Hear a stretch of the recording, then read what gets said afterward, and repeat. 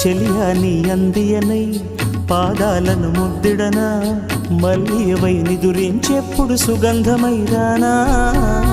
నా కాలి అందియవో నాలో నీ ఊపిరివో ప్రియుడాను సుగంధమైతే వసంతమైపోనా జీవమన్న ప్రాయం గమ్మనుంటుందా ప్రాణాలే నీ కర్పిస్తా పెదవుల తేనె పంచయ్యవా